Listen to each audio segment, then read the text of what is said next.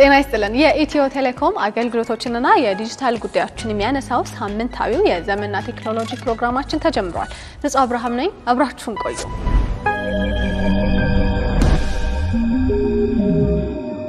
ሀገራችን ኢትዮጵያ በአሁኑ ሰዓት ፈጣን የቴክኖሎጂ ጉዞ ላይ ትገኛለች።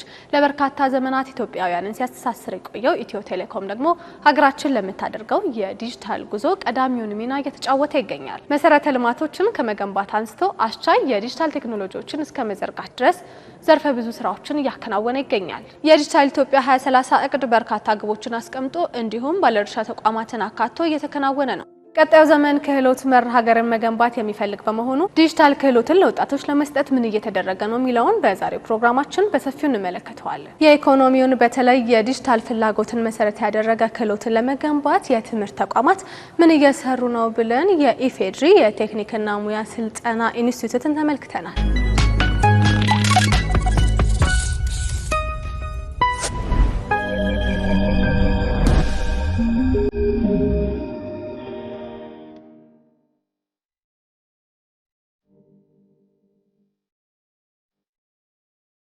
ብሩክ ከድር ባላለው የፌደራል ቴክኒክና ሙያ ስልጠና ኢንስቲትዩት ዋና ዳይሬክተር ነው። በሀገራችን የቴክኒክና ሙያ ሲነሳ ስሙ ጎልቶ የሚነሳ ተቋም ነው። ዋና ስራው 3 ነው። የመጀመሪያው ስልጠና መስጠት ነው። ለቴክኒክና ሙያ መሪዎች፣ አሰልጣኞች እና ቴክኒሻኖች ብቃት ያለው ስልጠና መስጠት ነው የመጀመሪያው። ሁለተኛው ችግር ፈቺ የምርምር ስራዎችን መስራት ነው። ሶስተኛ ስራው ደግሞ የቴክኖሎጂ ሽግግር ነው። 28 ፕሮግራሞች በመጀመሪያ ዲግሪ ይሰጣል እዚህ በባችለርስ ዲግሪ ማለት ነው። በማስተርስ 23 ፕሮግራም አለ። በሌቭል 8 የምንለው ደግሞ የፒኤችዲ ፕሮግራም 2 ፕሮግራሞች ይሰጣሉ እዚህ ተቋም ውስጥ። የአጫጭር ጊዜ ስልጠናን በተመለከተ 34 አዳዲስ የስልጠና ሞጁሎች ከኢንዱስትሪዎች ጋር በመመካከር ይሰጣል ማለት ነው። እነዚህ ፕሮግራሞች ኢመርጂንግ ቴክኖሎጂን ጨምሮ አዳዲስ ኢንዱስትሪው የሚፈልጋቸው ቴክኖሎጂዎችን ጨምሮ እየተሰጠ ነው ያለው ማለት ነው። ኢንስቲትዩቱ እዚህ ዋናው ግቢ ብቻ ሳይሆን 16 ሳተላይት ተቋማት አሉት በመላ ሀገሪቱ። ቴክኒክና ሙያ በሚነሳበት ጊዜ የማብቃት ሌሎች ተቋማትን ካፓሲቴት የማድረግ እና ደግሞ በዘርፉ የምርምር አቅም፣ የቴክኖሎጂ አቅም፣ የስልጠና አቅም የመፍጠር ኃላፊነት የተሰጠው በዘርፉ የመሪነት ሚና ያለው ተቋም ነው ማለት ነው። በዲጂታል ኢትዮጵያ ስትራቴጂ ውስጥ የኛ ሚና የዲጂታል ክህሎትን ማሳደግ ነው። ለዛ የሚረዱ ስራዎችን እየሰራን ያለ ነው ማለት ነው። ክህሎትን ለማሳደግ የሚያስችሉ ፕሮግራሞች ቀርጸናል። ካሪኩለሞቻችን እንደ አዲስ ፈትሸናል። አዳዲስ ካሪኩለሞችን ተቀርጸው ተግባራዊ እንዲደረጉ አድርገናል። ከዛ አልፎ የዲጂታል ኮንቴንት ዝግጅት በመስራት ከፊት ለፊት ስልጠና በተጨማሪ ብለንድድ ለርኒንግ የሚባል አለ። የፊት ለፊት ስልጠናንና የተግባር ስልጠናን ያማከለ ማለት ነው። ብለንድድ ለርኒንግ የምንለው እሱን ተግባራዊ እየተደረገ ነው ያለው። ኮርሶች በዲጂታል መንገድ እየተዘጋጁ ነው ያሉት። ዲጂታል ሳቪ የሆኑ ኮርሶችም እንደዚሁ እየተዋወቁ ነው ያሉት። ይሄን እየሰራን ነው የምንገኘው ማለት ነው። ሌላ ትኩረት የሰጠነው የዲጂታል መሰረተ ልማቶች የሚባሉት ወይም ዲጂታል ኢንፍራስትራክቸር ማስፋፋት ነው። በዚህም መሰረት ተቋሙ ለዚህ ስልጠና የሚያግዝ ለምሳሌ ዳታ ሴንተር የማደራጀት፣ ዳታ ሴንተሩን ተጠቅሞ ለሌሎች ስራ ላይ እንዲውል ማድረግ፣ ማሻሻል፣ አቅሙን ማሳደግ፣ ከዛ አልፎ ደግሞ የዲጂታል ላብ ስቱዲዮዎች ጭምር የማዘጋጀት ፋሲሊቲዎቻችን በዛ እንዲቃኙ የማድረግ ስራ እየተሰራ ነው። ስለዚህ ዲጂታል ስኪል ማሳደግና ዲጂታል መሰረተ ልማት ማሳደግ ላይ ነው ትኩረት ያደረግነው ማለት ነው። እነዚህ ስራዎች ደግሞ በዲጂታል 2030 ስትራቴጂ ውስጥ የተካተቱ እኛን የሚመለከቱ ነገሮች ናቸው ማለት ነው። እንግዲህ እኚህ ቴክኖሎጂስቶች እኛ ተቋም ኢንሮል አድርገው ስልጠና ሲጀምሩ የተለያዩ ፍላጎቶች ይኖራቸዋል። ለምሳሌ ስልጠና ከዲጂታይዜሽን ጋር ማያያዝ የአይሲቲ ቴክኖሎጂን በመጠቀም ኢንተርኔትን በመጠቀም አርቲፊሻል ኢንተለጀንስን በመጠቀም ስልጠናቸውን ማሳለጥ ከኛ ይጠበቅብናል ማለት ነው። ስለዚህ ይሄ የዲጂታል ዳታ ሴንተር እንዲሁም ኢትዮጵያን ቲቤት ዲጂታል ሀብ ከዚህ ላሉት ለሚገኙት ሰልጣኞቻችን እንግዲህ በአመት እስከ 10,000 ድረስ የሚደርሱ ኢንሮል እናደርጋለን። ለእነዚህ ሰልጣኞች የቴክኖሎጂካል የአይሲቲ ግብዓት እናቀርብላቸዋለን ማለት ነው። እንዲሁም ሳተላይት ኮሌጆች አሉ። የተለያዩ ሪጂናል ኮሌጆችን ድጋፍ እንሰጣለን። ከስራና ክህሎት እዛ ካሉት የዲጂታል ቲሞች ጋር በመተባበር ስራና ክህሎት ሚኒስቴር ካሉ ከነሱ ጋር በመተባበር ድጋፍ እንሰጣለን ማለት ነው። የአድሚኒስትሬሽን ዊንግን ደግሞ በተመለከተ የፋይናንስ ስርዓት፣ የኤችአር ስርዓት፣ የግዢ ስርዓት ልትለው ትችላለህ። ዘርፈ ብዙ የሆኑ የአስተዳደራዊ ስርዓቶችንም ዲጂታል ድጋፍ በማድረግ እንግዲህ ይህንን ሌተስት ስቴት ኦፍ ዘ አርት የሆነ ዳታ ሴንተራችንን በመጠቀም ዲጂታል ኮኔክቲቪቲ ሰፖርት እያደረግን አገልግሎታችን እየሰጠን እንገኛለን። የዲጂታል ክህሎትን ማሳደግ በመቻላችን አሰለጣጠን ዘይቤን ቀይረናል። ይሄ ትልቅ ውጤት ነው። የኛ አውትፑት የኢንዱስትሪ ኢንፑት ነው። እዚህ የምናሰለጥነው የምናወጣው ሰው በኢንዱስትሪው ደግሞ ነባራዊ ዓለሙን የሚያውቅ ራሱ የተለወጠ ዲጂታል ክህሎት ያለው ይሄ መሆን አለበት ማለት ነው። ስለዚህ የምናወጣቸው ሰልጣኞቻችን በዛ የተቃኙ መሆን አለባቸው ማለት ነው። ያን ደግሞ ለማረጋገጥ ውጤቱን ትሬሰር ስተዲ የሚባል አለ። ሰልጣኞቼ የት ነው ያሉት? ምን እየሰሩ ነው? ኢንዱስትሪ ውስጥ ምን ይላል ስለ እኔ ተመራቂዎች ሰልጣኞች የሚል የሚሰራ ጥናት አለ። ጥሩ ውጤት እንዳለ ያሳያል። ግን ደግሞ የበለጠ ማደግ አለበት። ዲጂታላይዜሽንን ለማሳደግ አሁን በዋና ከተሞች ላይ ስታይ ያለው የመሰረተ ልማት አቅርቦትና ከዋና ከትልልቅ ከተሞች ወጣ ብለህ በሄድክ ቁጥር ኢንፍራስትራክቸሩ በበቂ አታገኝም ማለት ነው። ኮኔክቲቪቲው በበቂ አይሆንም ማለት ነው። እሱም ማሳደግ ያስፈልጋል። ያንን ለመስራት መጠንከር ያስፈልጋል።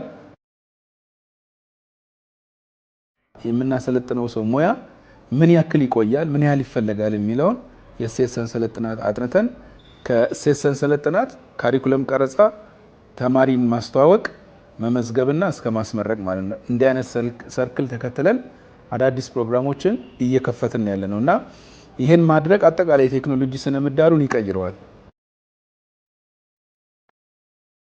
በክህሎት የበለጸጉ ዜጎች ሙሉ ጊዜያቸውን ስራ ላይ ማዋል የሚችሉ ሀገራቸውን በሚጠቅም ምርምር ስራ ላይ ቴክኖሎጂ ስራ ላይ ማዋል ስለሚችሉ በስራ ላይ በሚያደርጉት ጥረት ሀገራችንን መገንባት ስለምንችል ነው። ስኪል አዲሱ ከረንሲ ነው የሚባለው ለዚህ ነው። ስኪል ድሪቭን የሆነ አገር ወይም ክህሎት መር በሆነ መንገድ የተገነባ አገር ነው ጠንካራ አገር የሚባለው። ስለዚህ እኛ ዛሬ የከፈትናቸው የምናሰለጥናቸው የስልጠና ፕሮግራሞች በወደፊቷ ኢትዮጵያ ላይ ያላቸው ሚና በጣም ከፍተኛ ነው። ክህሎት መር አገራት ተብለው የሚባሉ አገራት አሉ። እንደ ጀርመን ማየት ይችላል፣ እንደ ሲንጋፖር፣ እነ ኮሪያ፣ ቻይናን ጨምሮ አሁን ከወሰድክ ክህሎት የገነባቸው ያነገሳቸው ክህሎት ከነበሩበት አስከፊ ሁኔታ አውጥቶ ዛሬ ላይ የተከበረ ማንነት እንዲይዙ ያደረጋቸው ነው። ስለዚህ ኢትዮጵያም የወደፊት መንገዷ ያለው በክህሎት ውስጥ ነው። የሚመራመሩ የሚፈጥሩ እጃቸው የተፍታቱ ዜጎች ያስፈልጉናል። በዚህ መሰረት ይህን አልመን ነው ፕሮግራም ቀርጸን አሰልጥነን የምናወጣው። በዚህ ምክንያት ነው። የቴክኒክና ሙያ ስልጠና ኢንስቲትዩት በክህሎት ግንባታ ስራው የዲጂታል ዘርፍ አንዱ ትኩረቱ ነው። በዚህም ረገድ ሁነኛ ትብብር ከኢትዮ ቴሌኮም ጋር አለው። ፈጠራ፣ ኢኖቬሽንና ዲጂታል ዋነኛ የትብብራቸው ትኩረት ነው። ኢትዮ ቴሌኮም እንግዲህ አስቻይ ተቋም ነው። በዲጂታል 2030 ስትራቴጂ ውስጥ እንደ አንድ ኢኔብል የሚያደርግ ተቋም ነው። የቴሌኮም ፕሮቫይደር ነው። በሀገራችን ትልቅ ተቋም ነው። ጥሩ ሪከርድ ያለው ተቋም ነው። እንግዲህ እኛ ብዙ የሚያገናኙ ነገሮች አሉ ከኢትዮ ቴሌኮም ጋር። የእኛ አሰልጣኞች የኢትዮ ቴሌኮም አንዱ ተግባራዊ ስልጠና የሚሰጥበት ኤሪያም ነው። ሁለተኛ በልዩ ሁኔታ በተቋማችን ውስጥ የዲጂታል ስኪል ሴንተር በማቋቋም ላይ ነው የሚገኘው። ኦልሞስት የተጠናቀቀ ነው። ያ የሚያሳየን ምንድን ነው? በራሱ የኢትዮ ቴሌኮም ለዲጂታል ክህሎቶች ማደግ ምን ያክል ኮሚትመንት እንዳለው ነው የምትረዳው። ከዚህ በእኛው ተቋም ግቢ ውስጥ ነው ኢትዮ ቴሌኮም የዲጂታል ክህሎት ማዕከል ያቋቋመው ማለት ነው። እና ይሄ ለክህሎት ማሳደግ እንደ አንድ ግብአት እንወስደዋለን። የኛ ዘርፍ ካፒታል ኢንቴንሲቭ ዘርፍ ነው የሚባለው። የማሰልጠኛ ማቴሪያሎችን ለማሟላት ራሱ የሚወስደው ካፒታል ቀላል አይደለም ማለት ነው በየዘርፉ ከወሰድከው ማለት እና እንደዚህ የሚያግዝ ሲገኝ ደግሞ ቀላል ነገር አይደለም። ለምሳሌ የኢትዮ ቴሌኮም አንድ ዲጂታል ላብ እዚህ ገነባ ማለት የሚጠቀሙ ዜጎች ቁጥር ብዙ ነው የሚሆነው። ሴንተር እስከ ማቋቋም የደረሰ ግንኙነት ነው ያለን ማለት ነው። ኢትዮ ቴሌኮም እንግዲህ እንደ ሀገር አንድ ኮር ፒላራችን ነው። ስለዚህ የቴሌኮም አቅርቦት ከኢትዮ ቴሌኮም ጋር እንገናኛለን።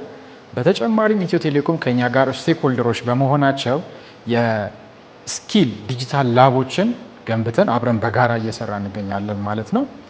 የተለያዩ ፕሮግራሞች ሲኖሩ ኢንቫይት እናደርጋቸዋለን። ከኛ ጋር ሰርቪስ ሌቭል አግሪመንት አለን። የኢንተርኔት ኮኔክቲቪቲ በዚህ ጥናትና ምርምር የስልጠና ተቋም ውስጥ የጥናትና ምርምር ስራዎች፣ የስልጠና ስራዎች እንዳይቆራረጡ ዴይ ቱ ዴይ ክትትል ያደርጋሉ። ፎካል ፐርሰኖቻችን በኢትዮ ቴሌኮም ውስጥ ይገኛሉ። ስለዚህ ክሎዝሊ በቅርበት በመዋሃድ አብረን ከነሱ ጋር በመስራት ላይ እንገኛለን። የኛ ኮር ስራችን ብቁ ሰው ኃይል ማዘጋጀት ነው። እኛ ሰው ኃይል ስናዘጋጅ ለሁለት ዓላማ ነው የምናዘጋጀው። ለሀገር ውስጥ ፍላጎት፣ የገበያ ፍላጎት እና ለውጭ ሀገር የስራ ፍላጎት ነው የምናዘጋጀው። ሰልጣኞቻችን አይዘር ሰልፍ ኢምፕሎይድ ነው የሚሆኑት፣ መጨረሻ ላይ ሰልፍ ኢምፕሎይድ ነው የሚሆኑት፣ ወይ ደግሞ ከቀጣሪ ድርጅቶች ጋር ነው የምናገናኛቸው። ሌላው ሚናችን ምንድነው? በክቡር ጠቅላይ ሚኒስትራችን ኢኒሼቲቭ የተጀመረ እዚህ ግቢ ከመላ ኢትዮጵያ የተወጣጡ ቴክኖሎጂስቶች ሀሳባቸውን የሚያወጡበትና የፈጠራ ስራቸውን የሚያሳድጉበት የተለያዩ ቴክኖሎጂዎች የሚያሳድጉበት ፕሮግራም ላውንች ተደርጎ ላለፉት 3 ዓመታት እዚህ ግቢ ውስጥ እየተሰራ ነው ያለው። ይሄ ኢኒሼቲቭ ስኪል ኢትዮጵያ ይባላል። ትልቅ ኢኒሼቲቭ ነው። በክቡር ጠቅላይ ሚኒስትራችን የተጀመረ ነው። እስካሁን ድረስ በዚህ መርሃ ግብር 99 የሚደርሱ ቴክኖሎጂዎች አውጥተናል። ለምሳሌ ምንድን ናቸው ቴክኖሎጂዎቹ?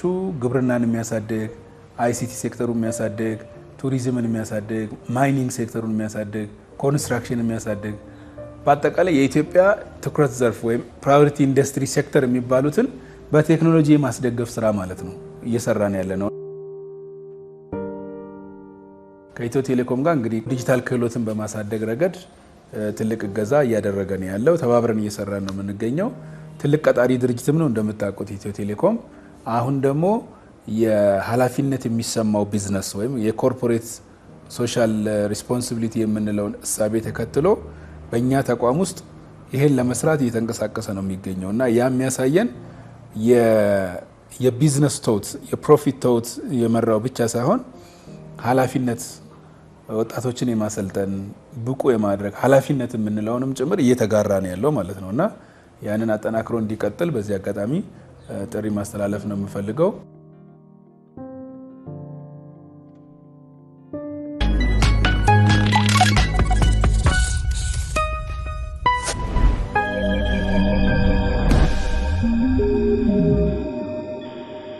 የዘመንና ቴክኖሎጂ ፕሮግራማችን ወደ እናንተ መድረሱን ቀጥሏል ተመልካቾች። አሁን ደግሞ የዘመን ቅምሻ ሰዓታችን ላይ እንገኛለን። ዘመን ቅምሻን ተከታትለን እንመለስ።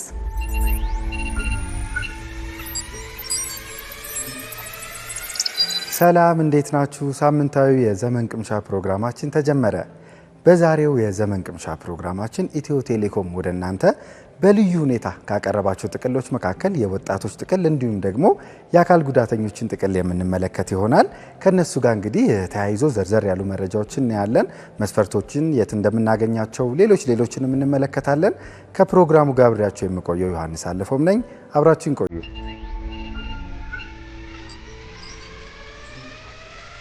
የአካል ጉዳተኞች ጥቅልን እንመልከት። ስለዚህ የአካል ጉዳተኞች እንግዲህ የምንለው በልዩ ሁኔታ የተፈቀደላቸው ዝርዝር ውስጥ የሚካተቱ የአካል ጉዳተኞች የምንላቸው ማህበረሰቦች ወይም ደንበኞቻችን አንደኛ መስማትና ማየት የተሳናቸው እንዲሁም ደግሞ የአካል ጉዳት ያለባቸው የአእምሮ እክልና የስጋ ደዌ ህመምተኞች እነዚህን መሰረት ያደረገ ነው። ስለዚህ የአካል ጉዳተኞች እንደምናውቀው እንግዲህ የአካል ጉዳተኞች ማህበርም አለ። ስለዚህ ማህበሩ በሚልከው ሊስት መሰረት ኢትዮ ቴሌኮም እነዛን ቁጥሮች ወደ ሲስተሙ በማስገባት እነዛን ጥቅሎች ገብታችሁ ልትገዙ ስትሞክሩ ይፈቅድላችኋል ማለት ነው። በተጨማሪም ደግሞ እነዚህ ሊስት ውስጥ ከሌለም ስማችሁ ደግሞ ምንድነው የምታደርጉት? አቅራቢያችሁ ወደሚገኝ ኢትዮ ቴሌኮም የሽያጭ ማዕከላት እንዲሁም የአገልግሎት በማዕከላት በመሄድ እንግዲህ ያው መረጃችሁን ይዛችሁ የአካል ጉዳተኞች ማህበር መታወቂያም እንዳለው አውቃለሁኝ። ስለዚህ እሱ ጋርና የአካል ጉዳተኝነታችሁን የሚገልጽ ማንነታችሁን ይዛችሁ በመሄድ እዚህ ሲስተም ላይ ወይም ዝርዝር ውስጥ መግባት ትችላላችሁ ማለት ነው። እንግዲህ ይህ የአካል ጉዳተኞች ጥቅል እንግዲህ የአካል ጉዳተኛ የሆኑ ደንበኞቻችንን የድህረ ክፍያ እንዲሁም ደግሞ የቅድመ ክፍያ አገልግሎት ተጠቃሚ ቢሆኑ ሁለቱንም ደንበኞች ሁለቱንም የአገልግሎት አይነት ተጠቃሚዎች ያማከለ ነው። ስለዚህ ድህረ ክፍያና ቅድመ ክፍያ የምንለው ወይም የፕሪፔይድ እና በእንግሊዝኛው ፖስት ፔይድ የምንለው የእሱ አይነት ተጠቃሚ ሁለቱም አይነት ተጠቃሚዎች ደንበኞቻችን እንግዲህ ይህን የአካል ጉዳተኛ ጥቅሎች መጠቀም ይችላሉ ማለት ነው።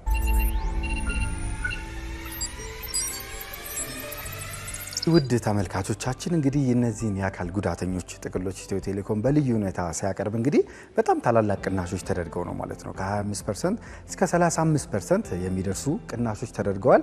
ስክሪኑ ላይ እንደምትመለከቱት ደግሞ በተለያዩ አማራጮች ነው። ዕለታዊ የድምፅ አለ፣ ሳምንታዊ የድምፅ አለ፣ ወራዊ የድምፅ አለ፣ ዕለታዊ ኢንተርኔት አለ፣ ሳምንታዊ ኢንተርኔት አለ፣ ወራዊ ኢንተርኔት አለ፣ እንዲሁም ደግሞ የወራዊ መልእክትም ጥቅሎች አብረው ተካተዋል ማለት ነው። እንግዲህ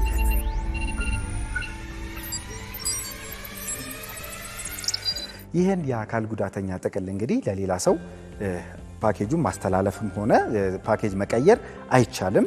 ያ ሰው ግን የአካል ጉዳተኛ ሊስት ውስጥ ካለ ወይም ደግሞ እንግዲህ ቀደም ብዬ እንደነገርኳችሁ የአካል ጉዳተኛነቱ ታውቆ የተመዘገበ ሰው ከሆነ እናንተ ያንን ጥቅል የአካል ጉዳተኞቹን ጥቅል በስጦታ መልኩ ከስልካችሁ ላይ ገዝታችሁ ማበርከት ትችላላችሁ። በሁለተኛነት የምናየው የወጣቶች ጥቅል ነው። ስለዚህ ኢትዮ ቴሌኮም እንግዲህ በልዩ ሁኔታ ካቀረባቸው ጥቅሎች መካከል ሁለተኛው ጥቅል ነው ማለት ነው፣ የወጣቶች ጥቅል። እነዚህን ጥቅሎች እንግዲህ ከዚህ በፊት እንደምንለው ማይ ኢትዮ ቴሌ አፕሊኬሽን ላይ የኢትዮ ቴሌኮም ቴሌብር መተግበሪያ ላይ ኮከብ 999 መሰላል ላይ ገብተን ማግኘት እንችላለን ማለት ነው።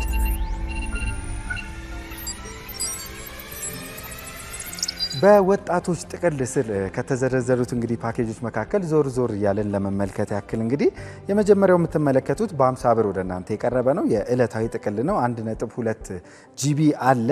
ስለዚህ እንዲሁም ደግሞ በተጨማሪ እሱ ስትገዙ 1.2 ጊጋባይት ደግሞ ከሌሊት በኋላ የምትጠቀሙት ስጦታ አላችሁ ማለት ነው። 120 ሜጋባይት ደግሞ ለስፖቲፋይ የሚሆን ደግሞ እንዲሁ ኢንተርኔት ጥቅል ስጦታ አላችሁ ማለት ነው። በሁለተኛነት ስንመለከት ደግሞ ሳምንታዊ ጥቅል አለ። እሱ እንግዲህ በ130 ብር የቀረበ ነው። ዲቴይሎቹን ወይም ዝርዝሮቹን እስክሪኑ ላይ መመልከት ትችላላችሁ። ሌላኛው ሳምንታዊ ጥቅል ደግሞ በ190 ብር የቀረበ ነው። እንዲሁ እንደምትመለከቱት ከተለያዩ ተጨማሪ ስጦታዎችና ተጨማሪ የሌሊት የስፖቲፋይ ጥቅሎች አሉት። 360 እዚህ ጋር ለምሳሌ ሜጋባይት ስፖቲፋይ ጥቅል አለ። እንዲሁም ተጨማሪ ደግሞ ስጦታ 3.6 ጊጋባይት የሌሊት ኢንተርኔት ስጦታ አላችሁ ማለት ነው። በ445ም የቀረበ አለ። ወርሃዊ 7.2 ጊጋባይት ነው። እንዲሁም የሌሊት ስጦታ ደግሞ 7.2 ጂቢ ተጨማሪ ስጦታ አላችሁ። በወርሃዊነት የምናገኘው ደግሞ ጥቅል እንግዲህ በ850 ብር የቀረባላችሁ ነው እዚህ ወጣቶች ጥቅል ላይ ማለት ነው። ስለዚህ ወርሃዊ 18 ጂቢ ይሰጣችኋል ስትገዙ። እንዲሁም ተጨማሪ ደግሞ 18 ጂቢ ሌሊት የምትጠቀሙት በተጨማሪም ደግሞ 600 ሜጋባይት እንግዲህ የስፖቲፋይ ጥቅል አብሮ ቀርቦላችኋል። ይህን ፕሮግራም ከመዝጋቴ በፊት እንግዲህ አንድ ጥቆማ ልስጣችሁ። የመጪው ሐምሌ 12 እንግዲህ እሁድ ቀን በሐረር ከተማ ታላቁ ሩጫ በኢትዮጵያ ለመጀመሪያ ጊዜ የኢትዮ ቴሌኮም ታላቁ ሩጫ በኢትዮጵያ እንግዲህ ይካሄዳል ሐረር ላይ ማለት ነው። ስለዚህ ትኬቶች ወይም ደግሞ ቲሸርቶች በቴሌብር እየተሸጡ ነው። በቴሌብር ትኬቶቹን ከገዛችሁ በኋላ እንግዲህ እዚህ ከስር ስክሪኑ ላይ በማስቀምጥላችሁ ቦታዎች ላይ ሄዳችሁ ሐረር ከተማ ላይ ያሉ ቦታዎች ናቸው። ቲሸርቶቻችሁን መረከብ ትችላላችሁ ማለት ነው። ሐረር ላይ እንገናኝ እንዳትቀሩ። የዛሬው የዘመን ቅምሻ ፕሮግራማችን የተከታተላችሁትን ይመስል ነበር። ከፕሮግራሙ ጋር አብራችሁ የነበርኩት ዮሐንስ አለፈውም ነኝ። እስከ ሳምንት፣ መልካም ሳምንት።